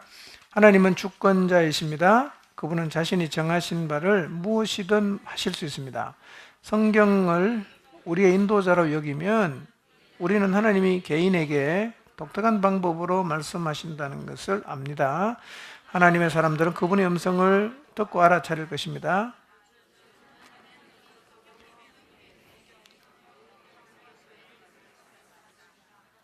2번만 틀리고 다 맞다. 근데 2번만 맞는 걸로 하고 다른 거 다 혹시 X표 하신 분 계십니까? 요즘 하나님은 우선적으로 꿈과 환상을 통해서 말씀하신다. 맞습니까? 틀립니까? 이건 언제 그랬죠? 구약에. 성령님이 안 계실 때 하나님이 사람 되어 세상에 오시기 전에는 하나님 말씀하시는 방식이 굉장히 많았어요. 꿈으로도 말하고 때로는 천둥으로도 말하고 여러 방식으로 말을 했는데 신약에 와서는 이제 누구로? 아들을 통해서. 사도행전 이후부터는 성령님을 통해서 말씀하신단 말이에요. 그런데 성령님께서 우리에게 말씀하시는 방식이 뭐냐면 귀에다 대고 소곤소곤 말하는 게 아니라는 거예요. 성령님께서 뭐를 통해서 말씀하신다? 성경을 통해서. 성경을 통해서. 그러니까 우리가 기도하다가 응답을 받았다, 기도하다가 하나님이 내게 말씀하셨다는 것은 반드시 받은 뭐가 있어야 돼요? 말씀이 있어야 돼요. 안 그러면 그게 욕망이 들어가고 그 다음에 저게 말이 되나 싶은 알쏭달쏭한 그런 이야기를 하게 돼 있어요.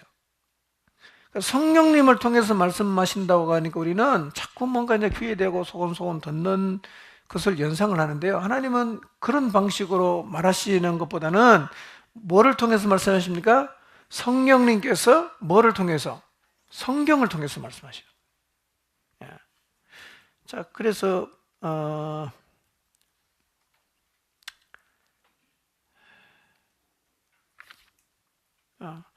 152페이지요. 성경을 우리의 뭐로 여기면? 인도자로. 152페이지 두 번째 줄 위에서 두 번째. 성경을 우리의 뭐로 여겨라? 인도자로 여겨라. 성경을 인도자로 여기시기 바랍니다. 그러면 하나님이 독특한 방식으로 우리에게 말씀을 하십니다. 자, 그러면 성령님이 성경을 통해서 말씀하신다는 의미가 뭔가? 자, 그 그림을 보시길 바랍니다. 성경을 읽죠? 자세는 좀 안 좋으네, 이 친구도 나처럼. 고개를 너무 숙였어. 자, 내가 성경을 읽고 있어요. 근데 내 안에 누가 계시죠? 성령님 계시잖아. 이분은 진리의 영이시잖아. 그 성령께서 계시된 진리를 통해서 나한테 말씀하시는 거예요. 말씀하시는 거예요. 나는 성령께서 성경을 통해서 하시는 말씀을 들어요. 그리고 그 들은 말씀을 조정을 합니다. 그리고 하나님 말씀에 순종하면 하나님이 어떻게 하신다? 일하신다. 자, 다음과 같은 순서로 요약할 수 있다. 152페이지 밑에서 두 번째 1, 2, 3, 4, 5번 읽어보겠습니다. 시작. 성경을 읽는다. 그 다음에 진리를 계시하신다. 그 다음에 조정한다. 그 다음에 순종한다. 그 다음에 이루신다. 자, 하나님이 이렇게 우리에게 말씀하신다면, 성령님이 성경을 통해서 우리에게 이런 방식으로 말씀하신다면, 우리가 매일 아침 저녁으로 성경 읽죠. 그리고 매일 아침 저녁으로 우리는 누구 말씀을 듣고 있습니까? 하나님 말씀을 듣고 있다. 하나님을 만나고 있다. 그 말에도 하나도 과한 표현이 아니란 말이에요. 사도행전 이후에는 하나님을 그런 방식으로 만나요, 우리가. 성령님을 통해서 만난다. 성령님은 우리에게 어떻게 말씀하시는가? 성경을 통해서 말씀하신다. 성경을 통해서. 그래서 내가 하나님의 말씀하심을 들었다고 하는데 성경과 안 맞거나 성경과 상관이 없으면 그것은 잘 받은 겁니까? 잘못 받은 겁니까? 그럼 빨리 스스로 버려야 됩니다.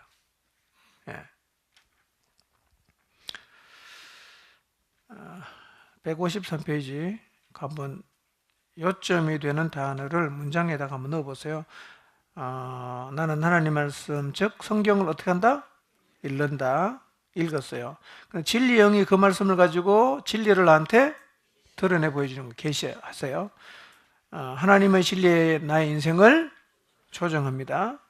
그리고 그분에게 순종합니다. 그럼 어떻게 합니까? 내 안에서 나를 통해서 그분의 목적을 이루신다. 여러분, 요즘 우리가 성경을 읽다가 마음에 감동이 오거나 또 내가 이 말씀을 마음에 좀 새기고 순종해야겠다. 그런 성경 구절과 밑에 짧은 멘트를 달아서 톡에 올리죠. 그게 뭘까요? 그게 하나님 우리에게 말씀하시는 거예요. 그게 하나님이 내게 성령님을 통해서 성경 말씀을 통해 내게 말씀하시는 것이고, 우리는 이미 하나님 말씀을 그런 방식으로 들어오고 있어요. 뭐만 하면 됩니까? 그 말씀에 내 인생을 조정을 해서 순종하면 뭘 경험합니까? 하나님 경험할 수 있다는 거예요. 그런데 그냥 내가 읽다가 깨달았다라고 생각하는 거하고 이 성경을 통해서 성령님이 내게 말씀하신다고 받아들이면 이게 달라요, 이게요. 근데 우리는 그런 방식으로 내가 하나님이 말씀하시는 것을 듣고 있지만 우리는 그것이 하나님이 내게 말씀하셨다고 잘 안 듣기 때문에 들으면서도 그 말씀 앞에 보이는 반응이 시원찮을 수가 있다는 거예요.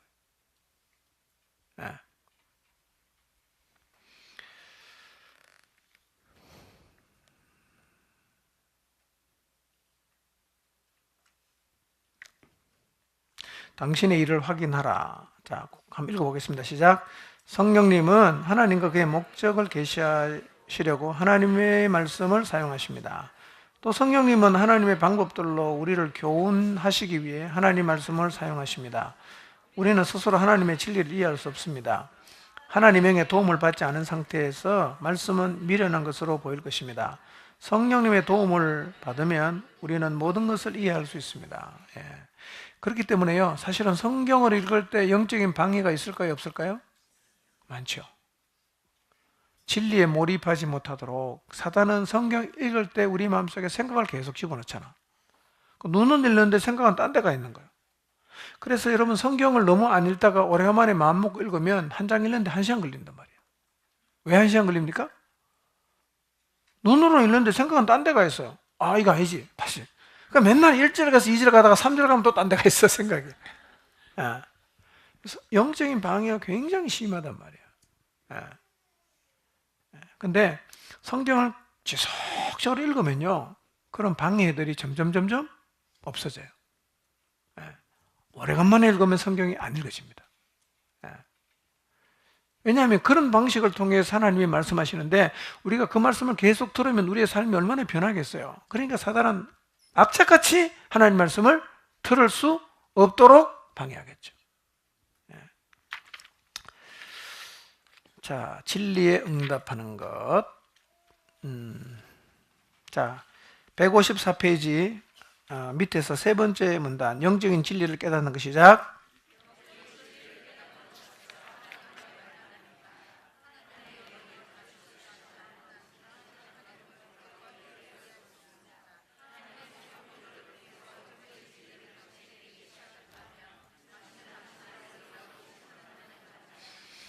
자, 하나님 영이 가르쳐주지 않으면 깨달을 수 있어요, 없어요? 없죠. 근데 내가 깨달았다는 얘기는 뭡니까? 성령이 나한테 가르쳐줬다는 얘기잖아.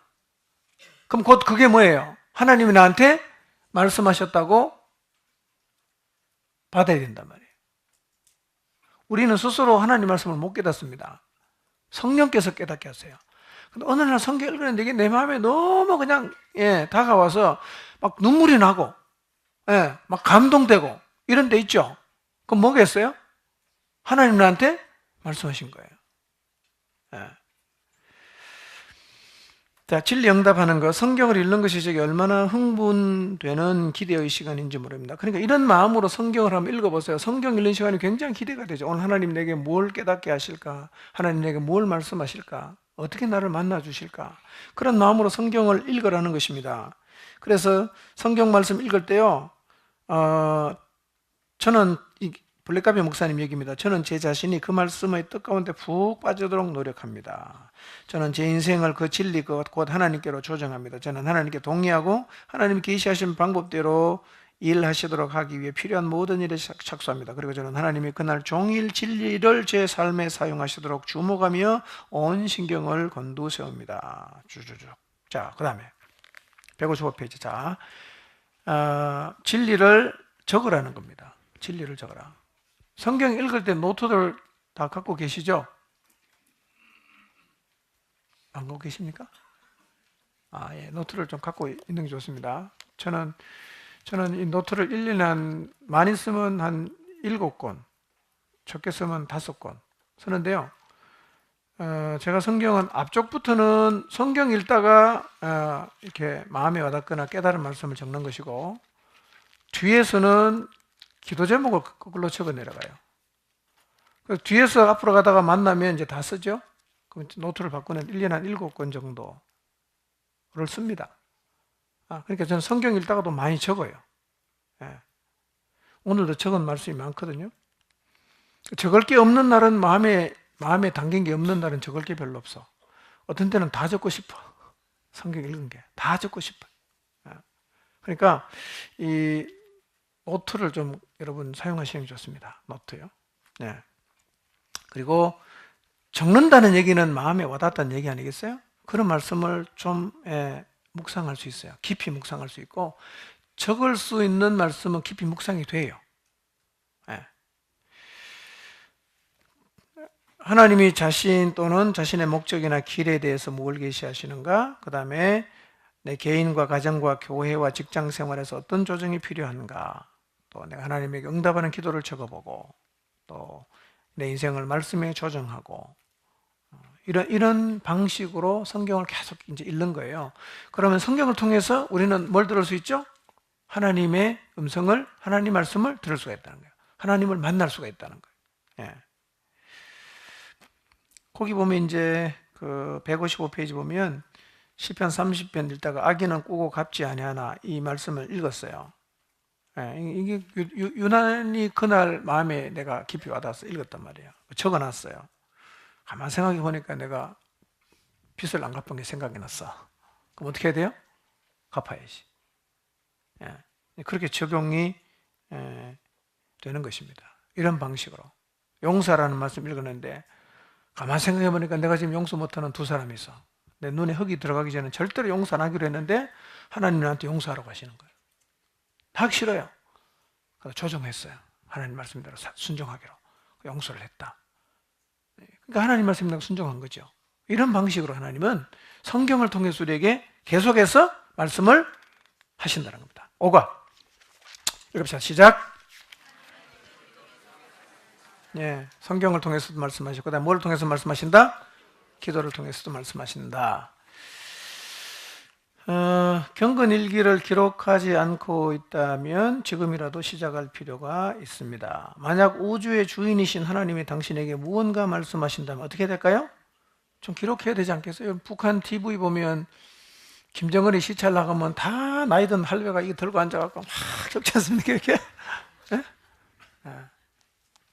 온 우주의 하나님이 우리에게 말씀하시면 좀 적어야 되잖아. 나이가 들면 자꾸 잊어먹잖아.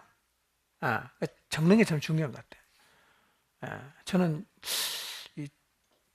치매는 아닌 것 같아. 왜냐하면 위로를 받는 게 나보다 나이 어린 사람 나랑 비슷해. 그래서 아주 크게 위로를 받습니다. 전화를 해놓고 왜 전화했는지 모르겠어요. 까먹었어. 말을 막 시작했다가 내가 왜 이 말했지? 생각이 안 나. 한참 있어 생각나. 적는 게 좋죠. 그래서 저는 어떤 날은 자다가 보면 이 성경 말씀이 계속 묵상이 되면서 이게 떠올라요, 이게. 안 적고 자잖아요? 그 다음날 아무리 생각해도 생각이 안 나. 그땐 자다가 일어나서 다 적어 놓고 자야 됩니다. 공책에다가. 기억이 안 나니까.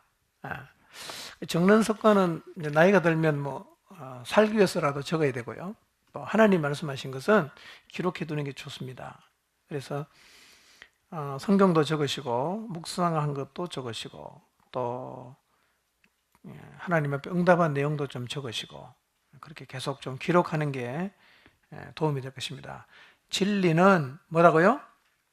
인격체다는 겁니다. 성경이 예수님이잖아. 성경이 하나님이잖아. 진리는 인격체라는 겁니다. 글이 아닙니다, 그냥. 그래서 성령님은 진리를 계시하시는데요. 진리란 단순히 공부할 가치가 있는 개념이 아니고 뭐다? 인격체다. 예수님은 내가 너에게 진리를 가르쳐 주겠다라고 말씀하지 않으시고 내가 곧 길이요 진리다 이렇게 말씀을 하셨다는 것입니다. 자, 핑크 한번 채워보겠습니다. 성령님은 뭘 계시합니까? 진리를 계시합니다. 진리란 단순히 공부할 가치가 있는 뭐가 아니다? 개념이 아니다. 진리는 하나의 뭐다? 인격체이다. 성령님은 한 인격체와의 뭘로? 관계로 당신을 인도하신다. 자, 그래서 158페이지 네 번째, 하나님의 영은 하나님의 마음을 아신다고 읽어보겠습니다. 시작. 그분이 하나님의 뜻을 하나님의 말씀을 통해서 저에게 알려주실 것입니다. 그러면 저는 그 진리를 받아들이고 즉시 내 인생을 그분께로 조정해야 합니다. 저는 제 인생을 어떤 개념이나 철학에 따라 조정하는 것이 아니라 인격체에 맞죠. 여기서 말하는 인격체가 뭡니까? 하나님의 말씀이에요. 자, 그 밑에 문단도 빨리 좀 읽겠습니다. 시작. 당신은 여러 번 읽은 적이 있는 성경 구절을 다시 읽다가 갑자기 그 안에서 처음 읽는 것처럼 느끼게 하는 무언가를 경험한 적이 있습니까? 그 진리는 당신의 인생에 어떻게 적용해야 할지를 당신이 생각해내야 하는 어떤 개념이 아닙니다. 하나님은 그 진리를 당신에게 소개하시면서 당신이 그 진리를 지금 당장 당신의 생활에 적용하기를 일깨워 주시는 것입니다. 하나님이 당신의 인생에서 무언가 하실 준비가 되셨을 때 성령님은 당신이 그것을 알도록 말씀하십니다. 그럴 때 당신은 방금 계시하신 하나님 자신, 하나님의 목적, 그리고 하나님의 길에 대해 당신의 인생을 조정할 수가 있다. 그러니까 늘 읽던 말씀인데 처음 읽는 말씀처럼 새로운 깨달음이 내게 다가온다면 그건 어떤 의미다고요? 일깨워 주려 당장 생활에 적용하기를 일깨워 주는 거라. 무슨 얘기입니까? 그것은 하나님이 지금 내가 그 일을 해야 된다고 말씀하시는 거라는 거예요. 그거를 1년 동안 묵상하고 있으면 어떻게 되겠어요?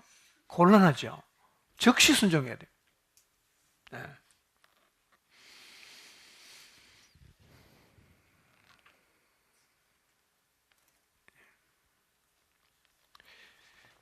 기도는 관계성이다. 자, 기도는 하나님과 일방입니까? 쌍방입니까? 쌍방이죠. 그래서 기도는 말씀드리는 것도 중요하지만 뭐도 중요합니까? 듣는 것도 굉장히 중요해요. 그래서 기도할 때 꼭 계속해서 말해야 된다고 생각은 하지 마세요. 어떤 날에 내가 10분 얘기하고 50분을 주님의 음성을 듣기 위해서 귀를 기울일 수도 있습니다. 그렇게 하면 잘 위험은 좀 있어요. 잘 위험은 좀 있지만 어쨌든 꼭 기도를 계속해서 말해야 된다는 부담을 가질 필요는 없고, 상방이라는 것은 말하고 듣고 말하고 듣고 해야 되거든요. 기도하다 묵상하고 또 하나님 뭘 말씀하시는지 듣기도 하고. 그러면 내가 기도하다가 하나님 우리 목장의 형편이 어떤지 알고 싶습니다. 이렇게 내가 이제 기도를 했어요. 말씀하면 그 다음 들어야 되잖아. 그렇죠? 어떻게 들어요? 목장의 상황을 생각을 하는 거예요. 기도하면서. 생각을 하면 생각하다가 성령께서 내게 뭔가를 깨닫게 하세요. 그 친구 찾아가야 되겠다. 그 친구를 내가 좀 깊이 내가 위로하고 좀 받아줘야 되겠다. 이 생각하면 묵상하다 보면요, 성령께서 내 안에 깨닫게 하시는 게 있어요. 그건 이제 순종하면 돼요. 무조건 하나님 목장 부흥 주세요. 부흥 주세요. 1시간 계속 떠들다 집에 가면 안 되고, 어떻게 부흥을 하나님이 주기를 원하시는지 들어도 봐야 되잖아. 조용히 묵상하면 주님이 내게 마음을 많이 주세요. 저는 그런 경험을 참 많이 하거든요. 그래서 교회가 어떤지 우리 교회의 형편을 하나님 보여주세요 기도하면 한참 들어요. 그럼 주님이 내게 보여주시는 게 많아요. 그걸 해요. 그게 제 목표입니다. 똑같이 여러분 할 수 있거든요. 똑같이. 기도는 관계성입니다. 종교 활동이 아니다. 기도는 하나님을 당신에게 조정하도록 고안된 것이 아니고 당신을 하나님께로 조정하도록 계획되어 있습니다. 밑에서 맨 밑에 중요한 얘기입니다. 맨 밑에 단원의 첫 번째, 두 번째 줄. 기도는 하나님을 당신에게 조정하도록 고안된 것이 아니라 당신을 하나님께로 조정하도록 계획되어 있다. 그런데 기도에서 하나님을 내 뜻에 맞추는 게 아닙니다. 기도하면서 내가 하나님의 뜻에 맞추도록 하는 게 기도라는 거예요. 그냥 내가 원하는 대로 무조건 해달라고 때려 쓰는 건 기도가 아니에요. 그거는. 나는 이걸 원하는데 기도하다 보니까 주님이 내게 마음을 주시는 게 이탈라. 그럼 어디 맞춰야 됩니까? 내가 주님한테 맞춰야지. 주님을 자꾸 내한테 맞추려고 그러면 안 돼요. 그래서 포기가 있고, 그 다음에 절제가 있고, 인내가 있고, 그러는 거예요, 기도하다가. 자, 그 다음에 그림이 있죠? 기도를 할 때 어떻게 성령님 말씀하시는가? 1번 밑에 읽어봅시다. 시작. 하나님이 주도하셔서 당신이 기도하고 싶도록 만드신다. 이런 경험 있으세요? 어느 날 너무 기도하고 싶은 마음이 들 때가 있던가요? 있죠? 너무 기도하고 싶어요. 오늘은 하루 종일 기도하고 싶은 마음이 들 때도 있어요. 오늘은 나 그냥 주님 앞에 가서 오랫동안 앉아 있고 싶다. 이런 마음이 들 때가 있습니다. 그때는 성령님이 나를 어디로 부른다고 봐야 되죠? 기도하는 자리로 부른다고 보시면 돼요. 그 다음에 성령님이 하나님의 말씀을 가지고 당신에게 하나님의 뜻을 계시합니다. 기도하면. 그러니까 기도할 때도 그림 보세요. 기도할 때도 뭐를 통해서 내게 말씀하십니까? 성경을 통해, 진리를 통해서 말씀하시는 거예요. 우리는 자꾸 기도할 때 성경과는 아무런 상관이 없이 자기가 하고 싶은 이상한 걸 자꾸 이제 하나님께 받았다고 얘기를 하는데요. 성령께서 하는 방식은 그게 아니라는 거예요. 그림 보세요. 성령님은 뭐를 통해서? 진리를 통해서 내게 말씀하신단 말이에요. 성령 안에서 하나님의 뜻과 일치되는 기도를 한다. 그럼 네 번째, 당신의 인생을 진리에게로 조정한다. 다섯 번째, 성경 환경 교회로부터 오는 확인이나 그 다음에 오는 지시를 주의 깊게 보고 듣는다. 그 다음에 순종한다. 그 다음에 하나님을 경험한다. 자, 그 밑에 읽어봅시다. 시작.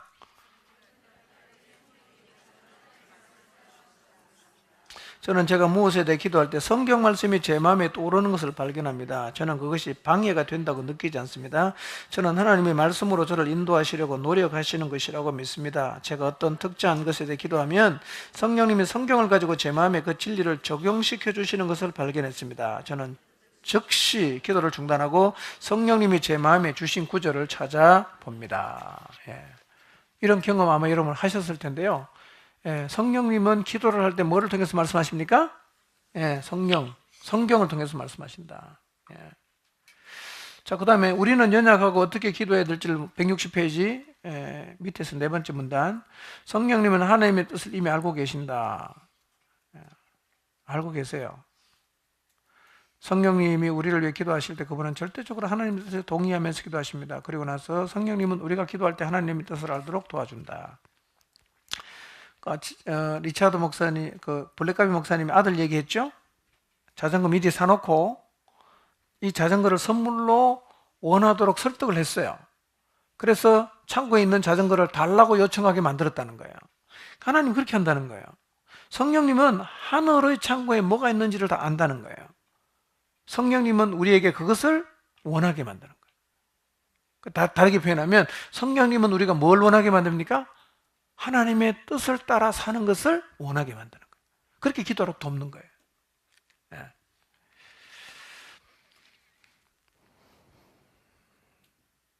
자, 시간이 됐습니다. 이제 마쳐야 되는데 59페이지를 보겠습니다. 자, 그 59페이지 보기 전에 밑에서 하나, 둘, 셋, 넷, 다섯 번째 문단 161페이지. 당신은 이렇게 물을지도 모릅니다. 그러나 나의 기도가 성령님의 인도를 받고 있는 것인지 나의 이기적인 욕심을 따라하는 것인지 어떻게 구별한단 말인가? 이것은 뮬러의 얘기를 기억할 필요가 있다. 59페이지를 보시면 뮬러가 일생에 5만 번 이상 기도 응답 받았다 그랬잖아요. 5만 번 별로 놀라지도 않지만 5만 번이면 여러분 1년 365일을 100년을 하면 몇 번입니까? 36,500번이에요.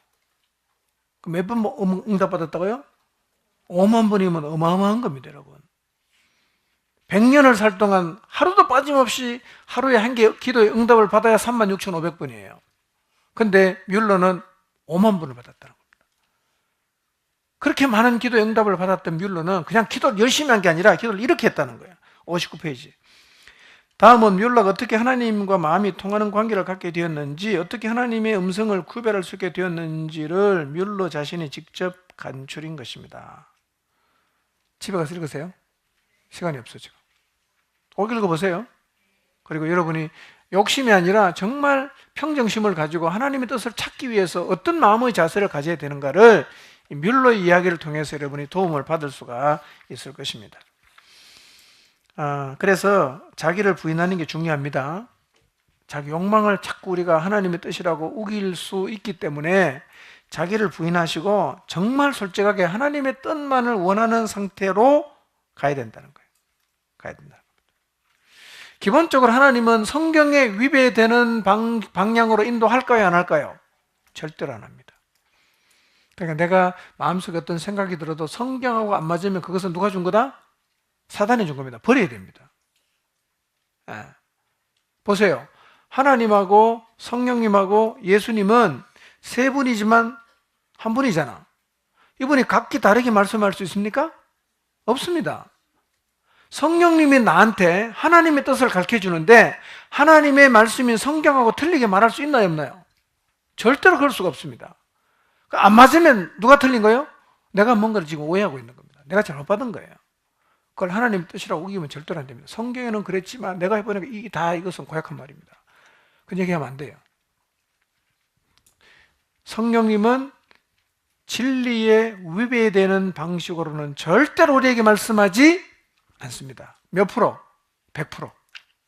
그럴 가능성은 1%도 없습니다.